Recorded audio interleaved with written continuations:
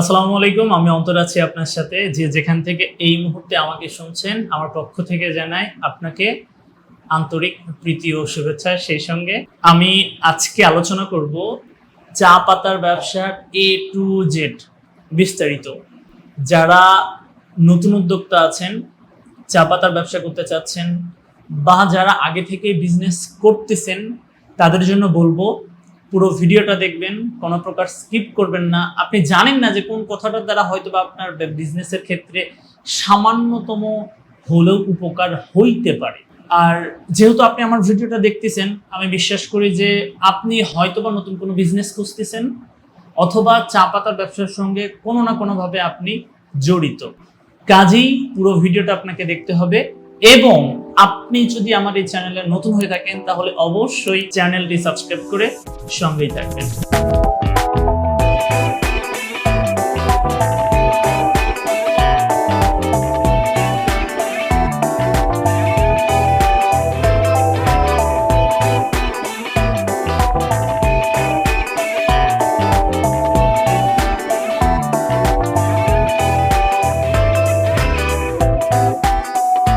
চলুন আমরা মূল কথায় আসি। চা পাতার ব্যবসা A to Z বিস্তারিত আলোচনা।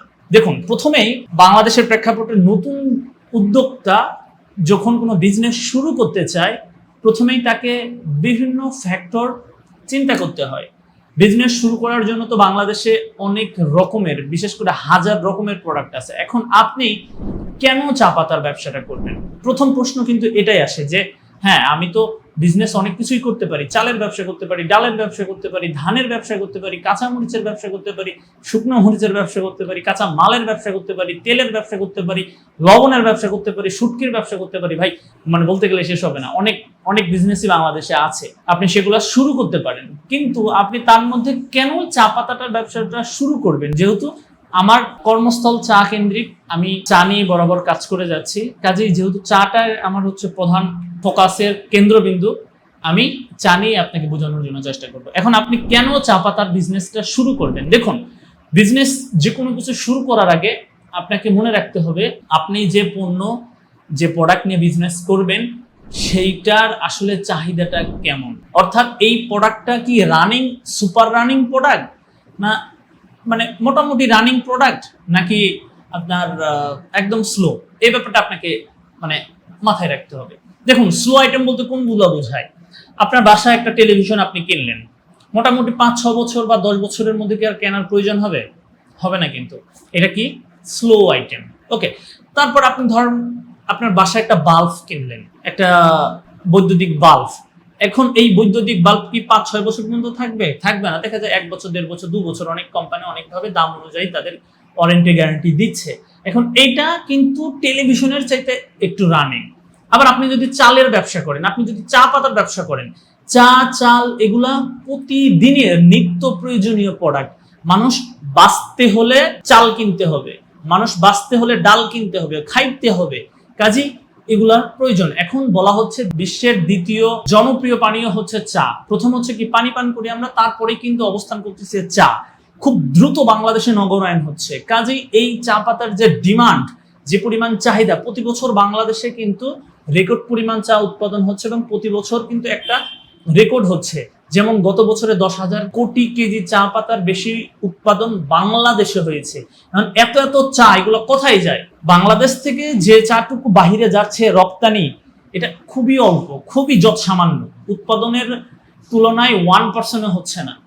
সেখানে এত যে চা উৎপাদন হচ্ছে বাংলাদেশে, এগুলো সব অভ্যন্তরীণ চাহিদা মেটাতেই শেষ হয়ে যাচ্ছে। আজ থেকে 5 বছর আগে যদি যান আপনি, তখন বাংলাদেশের চা এত উৎপাদন ছিল না।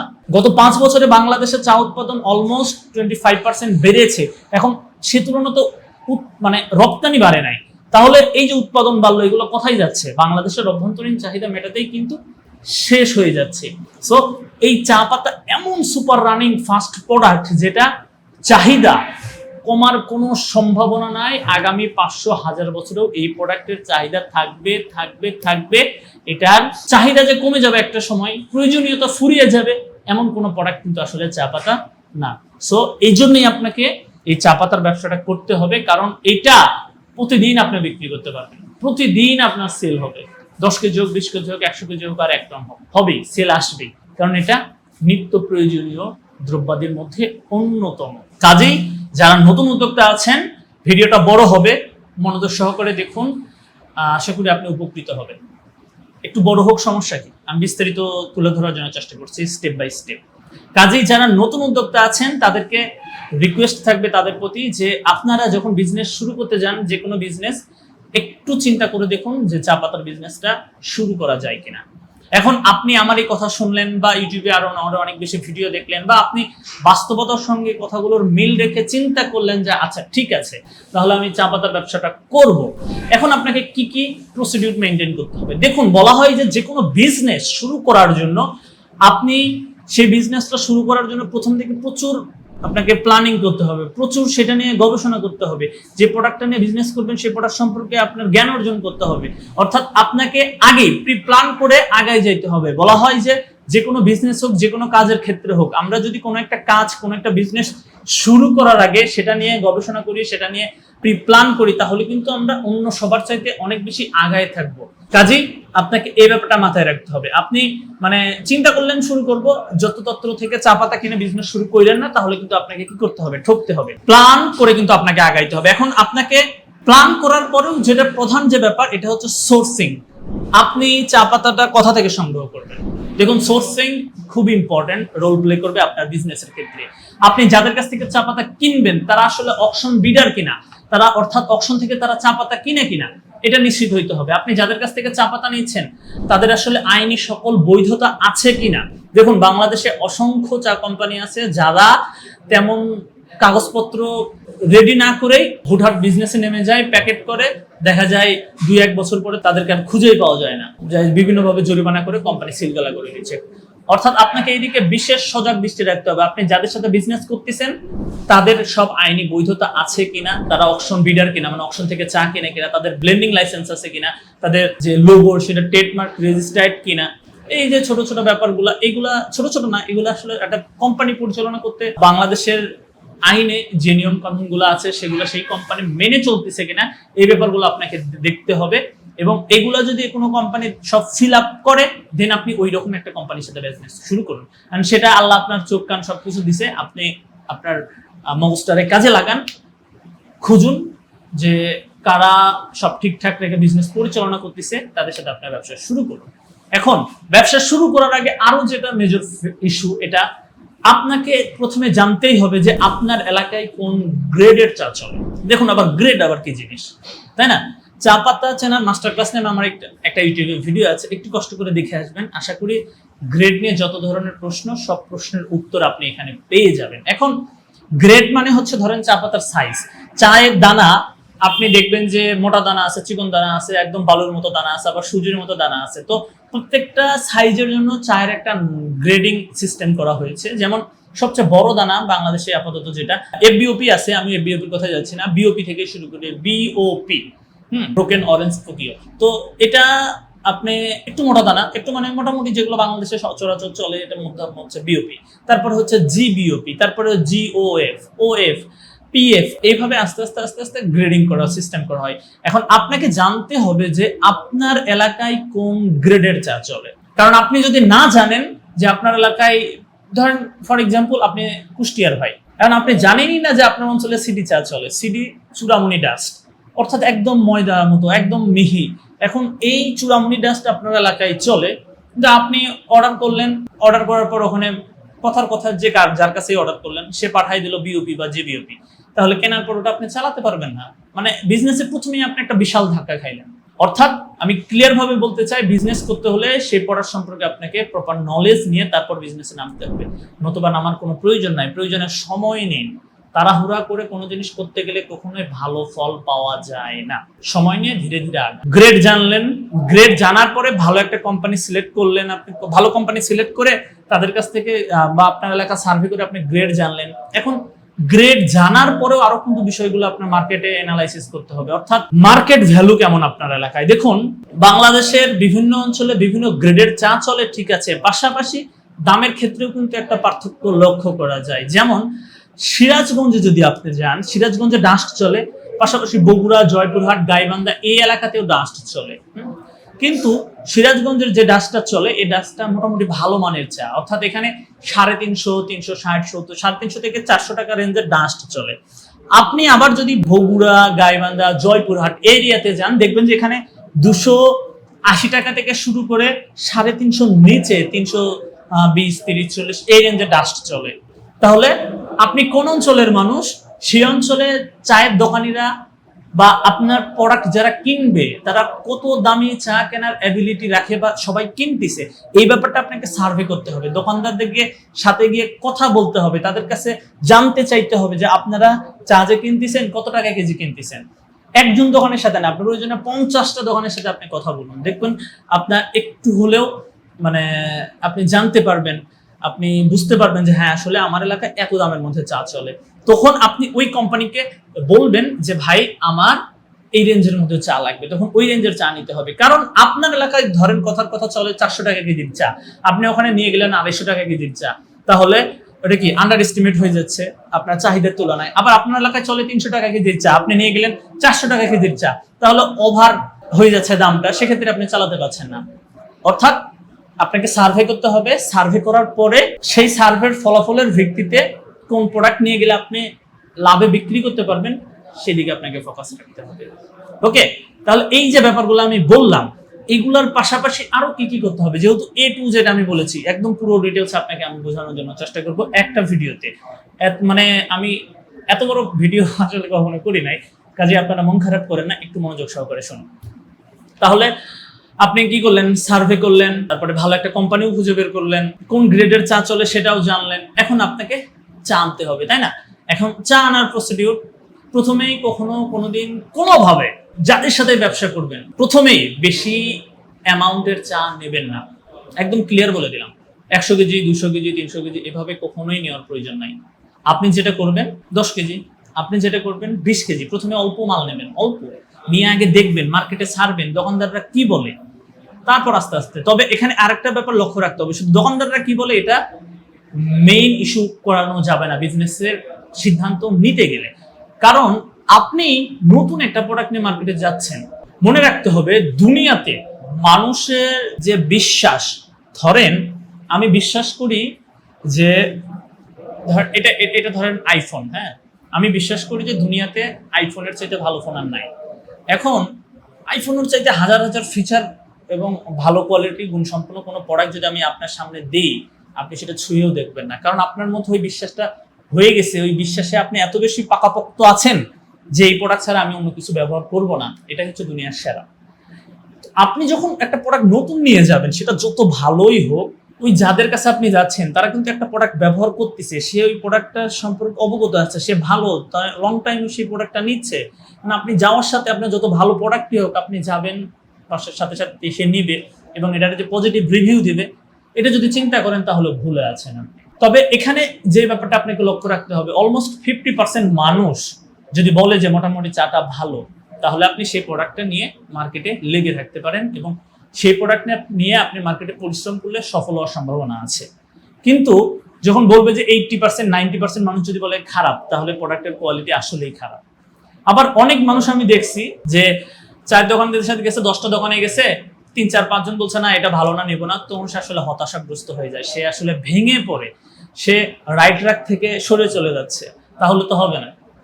আমি কি বললাম যে নতুন একটা প্রোডাক্ট আপনি তার বিশ্বাসটা ভেঙে নতুন আরেকটা বিশ্বাস জন্মানো এত সহজ না। মানুষ যে চিন্তা ভাবনা নিয়ে বড় হয়, সে যেভাবে দেখে অভ্যস্ত, জেনে অভ্যস্ত, এটা হঠাৎ করে চেঞ্জ করা না অনেক কঠিন। আপনি যখন আবার করাইতে পারবেন, ধরেন যে আপনার প্রোডাক্টটা আপনি বিশ্বাস করাইতে পারলেন যে হ্যাঁ আপনার প্রোডাক্ট আসলেই ভালো, তখন আপনারটা প্রতি তার ওই রকম একটা উইকনেস সৃষ্টি হবে। এখন আপনার প্রোডাক্ট সম্পর্কে তার উইকনেস সৃষ্টি করার জন্য আপনাকে প্রচুর হার্ডওয়ার্ক করতে হবে। আপনি 1 দিন, 2 দিন, 3 দিন, 5 দিন, 1 মাস, 2 মাস, 3 মাস, 6 মাসের সম্ভব না, মিনিমাম 1 বছর ওই মার্কেটে লেগে থাকতে হবে এবং আপনাকে বিশ্বাস করাইতে হবে যে হ্যাঁ আমরা মার্কেটে আসছি থাকার জন্য। কোন একটা মানুষ, কোন একটা দোকানি যখন আপনার কাছ থেকে প্রোডাক্ট না নেবে, আপনি তার কাছে রেগুলার যাবেন, তাকে সালাম দেবেন, তার সাথে কুশল বিনিময় করবেন, তার সাথে সৌজন্যমূলক 2-4টা কথা বলবেন, দেখবেন আস্তে আস্তে আস্তে আস্তে আপনার প্রতি তার একটা ভালো লাগা কাজ করবে এবং আপনার প্রোডাক্টটা তখন সে কি নিতে চাইবে, নিতে উৎসাহ বোধ হবে। কাজেই হঠাৎ করে যাবেন নেবে, এগুলা জাস্ট ভুল, এগুলা ভুল। আমি আমার এই দীর্ঘ অভিজ্ঞতার আলোকে একটা কথাই বলি, আমি যখন মার্কেটে চা বিক্রি করি, দেখেন যারা নতুন, যারা আসলে ভুল ওয়েতে আগায়, প্রথমে গিয়েই 10 কেজি বাকি দিয়ে আসে, তারপরে বাকি দিয়ে আসতেছে, এভাবে বাকি দিয়ে আসে না, এটা করা যাবে না। ঠিক আছে, মার্কেটে দেখেন না যারা বাংলাদেশের বড় বড় গ্রুপ অফ কোম্পানি, তারা মার্কেটে কত টাকা বাকি দিয়ে রাখছে ভাই। তাহলে আপনি বিজনেস করতে গেলে কেন বাকি দিবেন? বাকি দেওয়া এমন একটা খারাপ অভ্যাস, ওই যে বলে না কাদা, আপনি যখন বিজনেস শুরু করতেছেন তখন যদি আপনি আপনার কাস্টমারকে দেখাইতে পারেন যে আপনি শক্ত, বাকি দেন না, ওইভাবে তাদের মেন্টালিটিটা সেট আপ হয়ে যাবে। আপনি যদি প্রথম দিকে আচ্ছা দিন, কালকে দিন, পরশু দিন, আগে চালান, আগে চা পাতাটা চাচা, এই টাইপের হন, তাহলে আপনাকে নরমের ভক্ত, শক্তের না, আমাদের এলাকাতে কথা আছে যে শক্তের ভক্ত নরমের জম। কাজে বিজনেসের ক্ষেত্রে ঠিক আছে নমনীয় তো হবেন, কিন্তু বাকি দেওয়ার ক্ষেত্রে নমনীয় হওয়া যাবে না, বাকি থেকে দূরে সরে আসতে হবে। অধিকাংশ ব্যবসায়ী ঝরে পড়ে জাস্ট শুধু বাকির জন্য। অনেক ব্যবসায়ীকে আমি দেখেছি তারা প্রচুর হার্ডওয়ার্ক করে, প্রচুর পরিশ্রম করে, অমানবিক পরিশ্রম করে মার্কেট দখল করে, কিন্তু মার্কেটে বাকি দিয়ে দিয়ে দিয়ে পুঁজিটা শেষ করে ফেলছে। আমি আমার এই ভিডিওর মাধ্যমে মানে খুব জোরে সোরে আহ্বান জানাই আপনাদেরকে, যারা নতুন বিজনেস শুরু করতে চাচ্ছেন, আমার এই ভিডিও দেখেন বা যে কোনো বিজনেস থেকে উদ্বুদ্ধ হন না কেন, যে কোনো ভিডিও দেখে উদ্বুদ্ধ হন না কেন, আমি ভাই আপনাকে এই করজোরে মিনতি করতেছি, বাকি দিয়েন না, দিলেও সেটা যত সামান্য। আপনার যদি মনে হয় আপনি উঠাতে পারবেন তাহলে দিবেন। নতুন নতুন যখন বিজনেস শুরু করেন তখন তো ইমোশনালি সবচেয়ে বেশি আপনি মানে আগাইতে থাকেন, মনে হয় যে পারবো পারবো, এই সেই দুষ্টু লোকের মিষ্টি কথা, একটা কথা আছে না, আপনার কাছ থেকে নেওয়ার সময় খুব সুন্দর সুন্দর মিষ্টি মিষ্টি কথা বলে সে বাকিটা নেবে, কিন্তু যখন টাকা চাইতে যাবেন তখন তার আসল রূপটা আপনার সামনে ভেসে আসবে। এগুলা মানে বাস্তব রিয়েল লাইফ এক্সপিরিয়েন্স থেকে আমি আপনাদের মাঝে ব্যাপারগুলো শেয়ার করতেছি। তাহলে প্রথম থেকে যদি আসি আমি, যে চা পাতার ব্যবসার A to Z বিজনেস আইডিয়ার যে ব্যাপারটা, আপনাকে গ্রেড চিনতে হবে, আপনার এলাকায় কোন দামের মধ্যে চা চলে এটা জানতে হবে, কেন চা পাতার ব্যবসা করবেন ওটা তো বলছি, তারপরে গ্রেড জানলেন, তারপরে কত দামের মধ্যে চা চলে সেটা জানলেন, ভালো একটা কোম্পানি সিলেক্ট করলেন, আপনি চা নিয়ে আসলেন, প্রচুর হার্ডওয়ার্ক করতে হবে, বাকি দেওয়া যাবে না, এবং সর্বশেষ যে কথাটা, প্রচুর পরিশ্রম করতে হবে, প্রচুর পরিশ্রম করতে হবে, প্রচুর পরিশ্রম করতে হবে, এর কোনো বিকল্প নাই। জীবনে সফল হওয়ার জন্য একটাই মূল মন্ত্র, অন্য সবার চাইতে বেশি পরিশ্রমী হইতে হবে, অন্য সবার চাইতে বেশি বেশি কাজ করতে হবে। এর চাইতে বড় মূল মন্ত্র সফল হওয়ার জন্য দ্বিতীয়টা নেই। আপনি যত বেশি পরিশ্রম করবেন, অন্য সবার চাইতে যত বেশি কাজ করবেন, আপনি অন্য সবার চাইতে তত বেশি কি আগাই যাইতে পারবেন। সেই পরিশ্রমটা আপনি ফিজিক্যালি হোক বা মেন্টালি হোক। আমরা তো সবসময় অধিকাংশ মানুষ চিন্তা করি যে ফিজিক্যালি যে পরিশ্রম এটাই সবচেয়ে বড় পরিশ্রম। না, দুনিয়াতে মাথা খাটায় যে আপনি কাজ করতেছেন এটাও আপনার কি পরিশ্রমের মধ্যে পড়তেছে, তাই না? কাজেই বিজনেস প্ল্যান, বিজনেস স্ট্র্যাটেজি এগুলো সঠিকভাবে সাজায়ে যদি বেশি বেশি পরিশ্রম করে আপনি আপনার বিজনেসটাকে আগায় নিয়ে যাইতে পারেন, আগায় নিয়ে যাইতে পারলে লং টাইম বিজনেস করার জন্য আপনাকে কি কি প্রসিডিউর মেনটেন করতে হবে, এইটা নিয়ে আমি আমার দ্বিতীয় ভিডিওতে ইনশাআল্লাহ বলার চেষ্টা করব। আজকের ভিডিওতে মূলত বলার চেষ্টা করেছি যে চা পাতার ব্যবসার A to Z, অর্থাৎ আপনি কিভাবে শুরু করবেন এবং কিভাবে পরিচালনা করবেন। এখন এই পরিচালনা করার ভিতরেও অনেক ছোট ছোট ছোট ছোট পার্ট আছে, এই পার্টগুলো নিয়ে আমরা নেক্সট ভিডিওতে আলোচনা করবো ইনশাল্লাহ। আপনারা যারা জানতে চান অবশ্যই কমেন্ট করবেন যে অন্তর ভাই, যে চা পাতার ব্যবসা আমরা লং টাইম কিভাবে বিজনেস করব। অনেক সময় 2 বছর 3 বছর পর অনেকে ঝরে পড়ে, অধিকাংশ তো দেখা যায় যে 2-4-5 মাস পরে ঝরে পড়তেছে, তারা থাকতে পারতেছে না। কিন্তু অনেক সময় অনেকেই বিজনেস করতে করতে অনেক সময় হয় না যে এতদিন বিজনেস করতেছে আমার প্রফিটটা তো ওইভাবে আসতেছে না। যারা লং টাইম বিজনেস করে একটা নির্দিষ্ট টাইম ভালো ব্যবসা করার পরেও অনেক সময় অনেকেই রাইট ট্র্যাক থেকে ঝরে পড়ে যাচ্ছে, চলে যাচ্ছে, তাদের জন্য নেক্সট ভিডিও আলোচনা করার চেষ্টা করব। আর আজকের ভিডিওটা এ পর্যন্তই। সবাই ভালো থাকবেন, দেখা হচ্ছে অন্য আরেকটা ভিডিওতে। আসসালামু আলাইকুম।